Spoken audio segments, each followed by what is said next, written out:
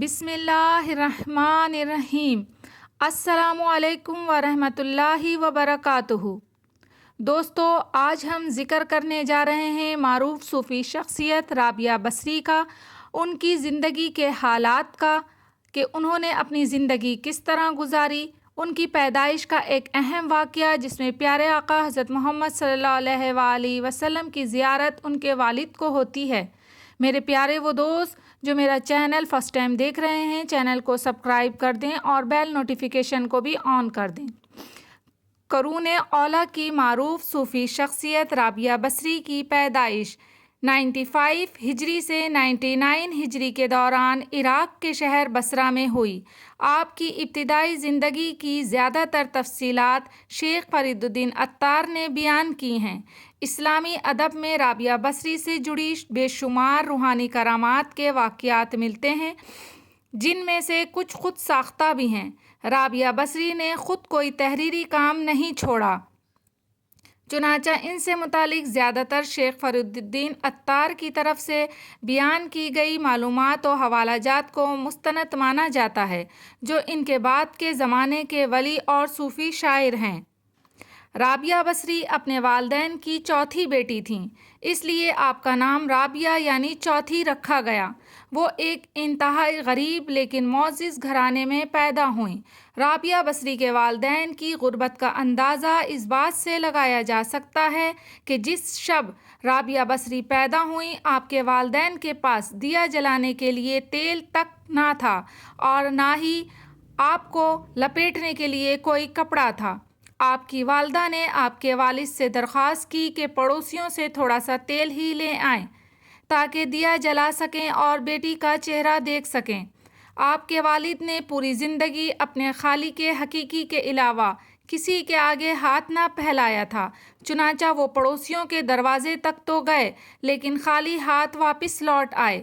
رات کو رابعہ بصری کے والد کو خواب میں حضور پاک صلی اللہ علیہ وآلہ وسلم کی زیارت ہوئی اور انہوں نے رابعہ کے والد کو بشارت دی کہ تمہاری نومولود بیٹی خدا کی برگزیدہ بندی بنے گی اور مسلمانوں کو صحیح راہ پر لے کر آئے گی۔ تم امیر بصرہ کے پاس جاؤ اور اسے ہمارا پیغام دو کہ تم امیر بصرہ ہر روز رات کو 100 مرتبہ اور جمعرات کو 400 مرتبہ درود کا نذرانہ بھیجتے ہو، لیکن پچھلی جمعرات کو تم نے درود شریف نہ پڑھا، لہٰذا اس کے کفارے کے طور پہ 400 دینار بطور کفارہ یہ پیغام پہنچانے والے کو دے دو۔ رابعہ بصری کے والد اٹھے اور امیر بصرہ کے پاس پہنچے۔ اس دوران آپ کی آنکھوں سے خوشی کے آنسو جاری تھے۔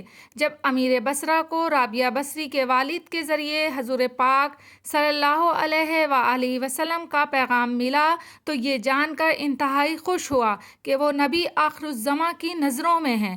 اس نے شکرانے کے طور پر فوراً 1000 دینار غربا میں تقسیم کرائے اور 400 دینار رابعہ بصری کے والد کو ادا کیے اور ان سے درخواست کی کہ جب بھی کسی چیز کی ضرورت ہو بلا جھجک تشریف لائیں۔ کچھ عرصے بعد رابعہ بصری کے والد انتقال کر گئے۔ اسی اثنا میں بصرہ کو سخت قحط نے اپنی لپیٹ میں لے لیا۔ قحط کے دوران آپ یعنی کہ رابعہ بصری اپنی بہنوں سے بچھڑ گئیں۔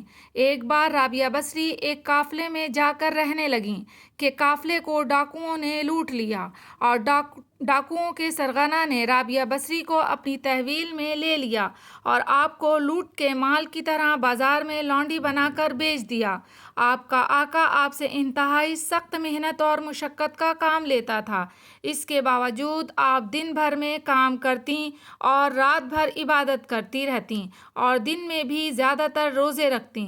اتفاقاً ایک دفعہ رابعہ بصری کا آقا آدھی رات کو جاگ گیا اور کسی کی گریہ و زاری کی آواز سن کر دیکھنے چلا کہ رات کے اس پہر کون اس طرح گریہ و زاری کر رہا ہے۔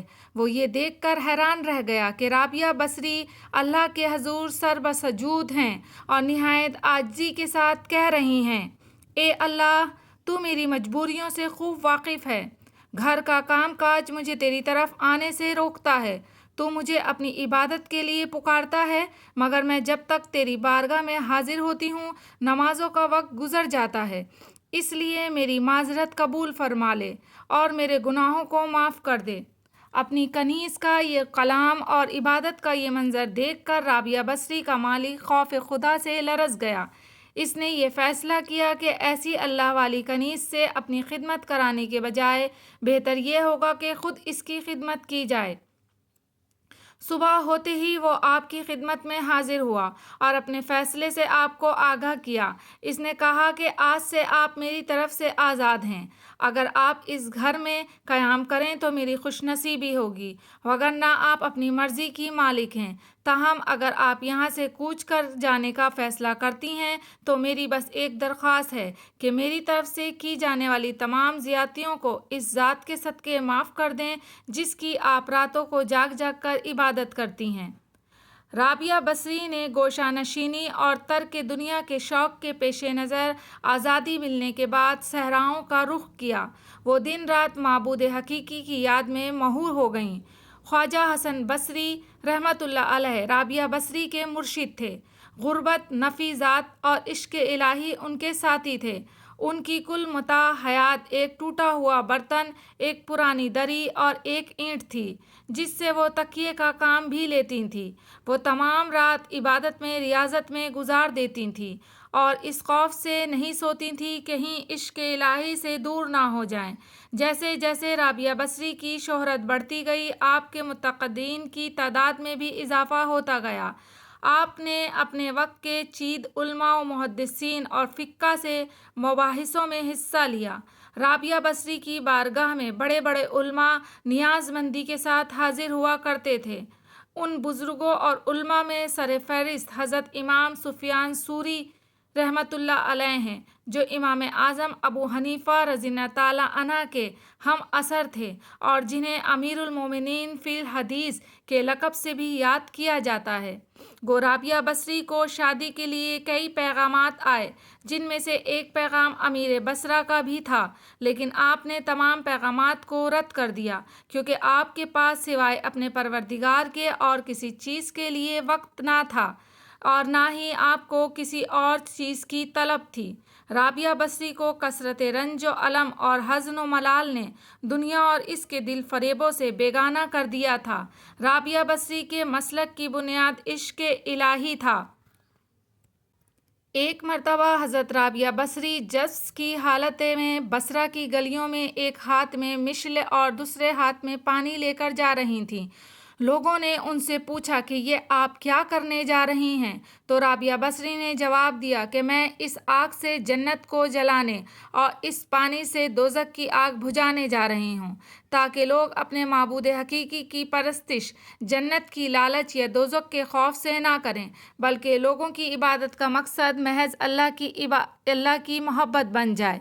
ایک مرتبہ رابعہ بصری سے پوچھا گیا کہ کیا آپ شیطان سے نفرت کرتی ہیں؟ رابعہ بصری نے جواب دیا کہ خدا کی محبت نے میرے دل میں اتنی جگہ ہی نہیں چھوڑی کہ اس میں کسی اور کی نفرت یا محبت سما سکے۔ ابتدا میں حضرت رابعہ بصری کے حسن و جمال کی دھوم مچی ہوئی تھی، مگر جوانی کے شب و روز انہوں نے یاد الہی میں گزار دیے۔ ان کے چہرے پہ پاکیزگی کا ایک ایسا نقاب تھا کہ دیکھنے والوں کی نگاہیں خود بخود جھک جاتی تھیں۔ اس زمانے میں ایک نوجوان نے انہیں رات کے وقت ایک قبرستان میں چاند کی طرح دمکتے دیکھا۔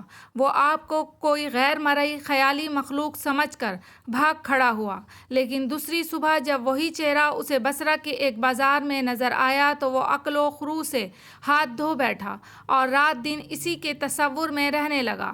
آخر دل کے ہاتھوں مجبور ہو گیا تو لوگوں سے پتہ پوچھتا ہوا حضرت رابعہ بصری کے گھر جا پہنچا۔ روز آپ کہا کرتی تھیں کہ دل کے دروازے ہمیشہ کھلے رکھو، کیا معلوم محبوب کس وقت دستک دے دے، مگر گھر کے دروازے بند ہوں یا کھلے ہوئے ان کی دانست میں برابر تھے۔ نوجوان کو خلاف توقع ان کا دروازہ کھلا ملا۔ اس نے آپ کے اپنے دل کی دھڑکنوں پر بڑی مشکل سے قابو پایا۔ رات کا وقت تھا، اندر چراغ روشن تھا۔ یہ سوچ کر بے باکی سے اندر داخل ہو گیا کہ حال دل سنا دینے میں کیا حرج ہے، زیادہ سے زیادہ انکار ہی تو ہو جائے گا۔ واپسی کا دروازہ بہرحال کھلا ہوا ہے، لیکن جب وہ اندر پہنچا تو وہاں کوئی نہ تھا، البتہ چھت سے ایسی پرسوز آوازیں آ رہی تھیں جیسے کوئی زیر لب हिजर का रोना रो रहा हो। नौजवान तेज़ी से जीने चढ़ गया।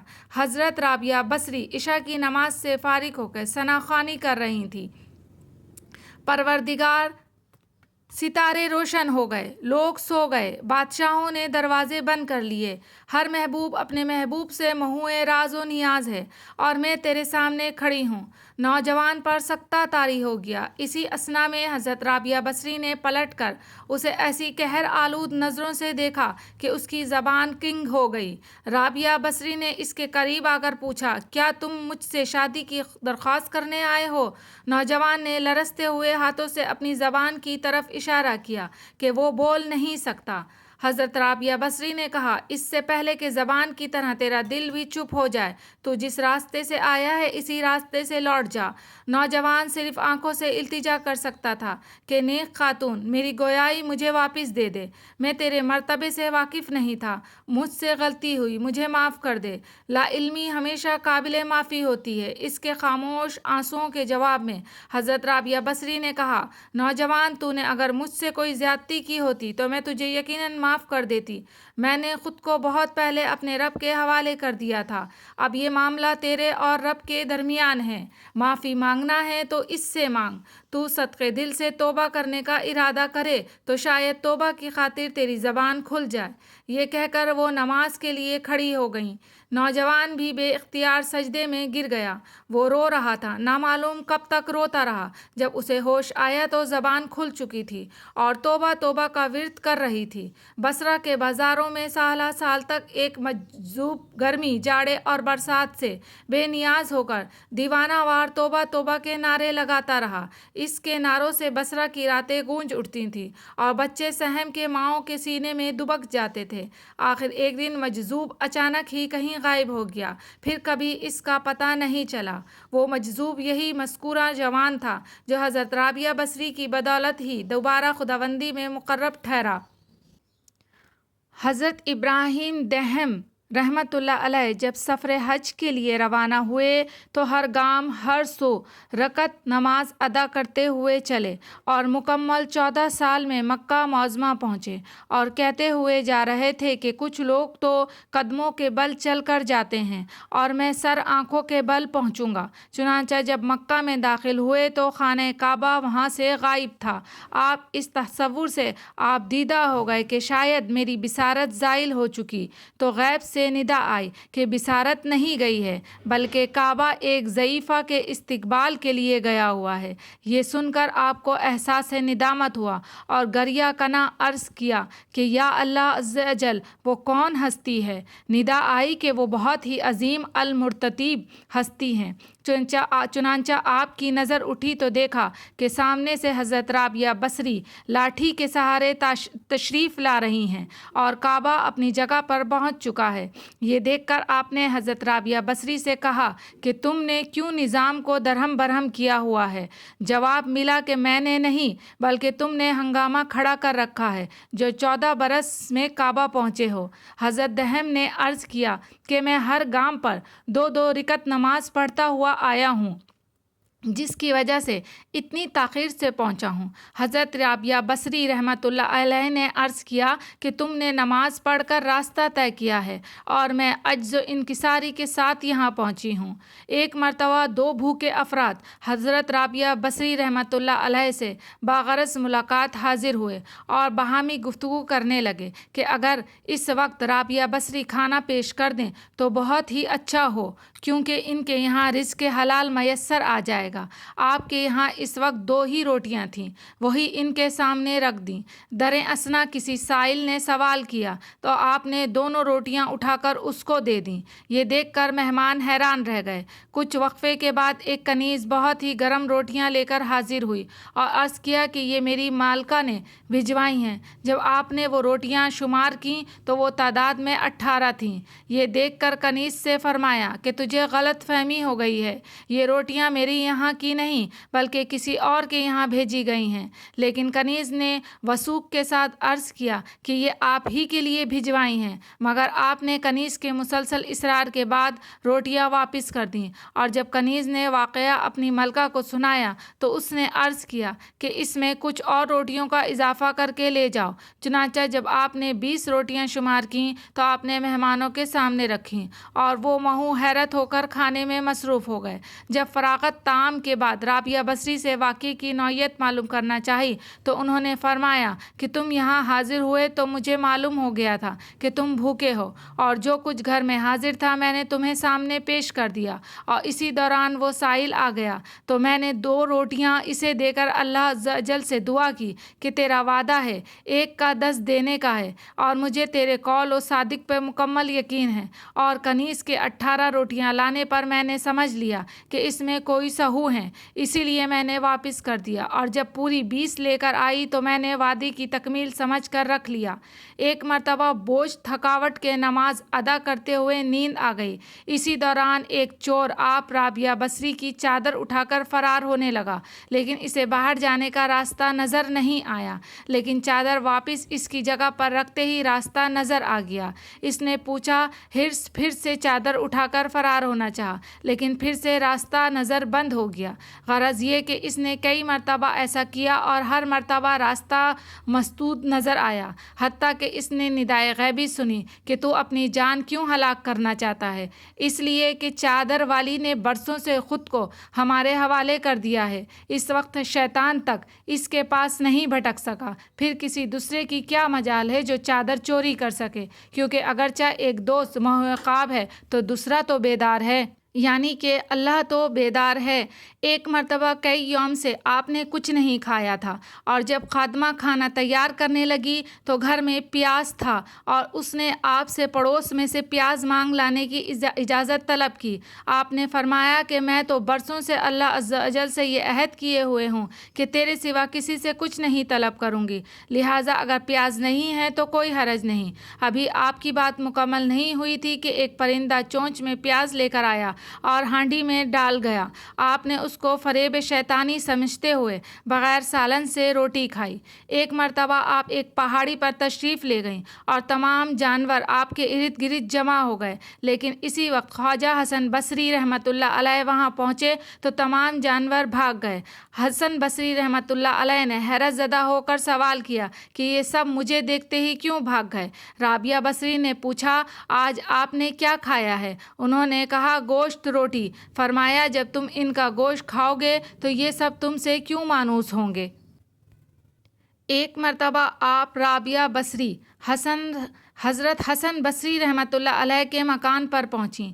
حسن بصری رحمۃ اللہ علیہ اس وقت مکان کی چھت پر اس درجہ مصروف گریا تھے کہ اشکوں کا پر نالہ بہہ پڑا۔ یہ دیکھ کر رابعہ بصری نے کہا کہ اگر آپ کا یہ گریہ زاری فریب کا راز ہے تو اسے بند کیجیے، تاکہ آپ باطن میں ایسا بحر بےکراں موجزن ہو جائے کہ اگر اس کی گہرائیوں میں اپنے قلب کو تلاش کرنا چاہو تو نہ مل سکے، کیونکہ اللہ تعالیٰ کو ایسا کر دینے میں قدرت حاصل ہے۔ اور آپ کی یہ باتیں حسن بصری رحمۃ اللہ علیہ کے لیے بار خاطر ہوئیں اور آپ نے خاموشی اختیار کر لی۔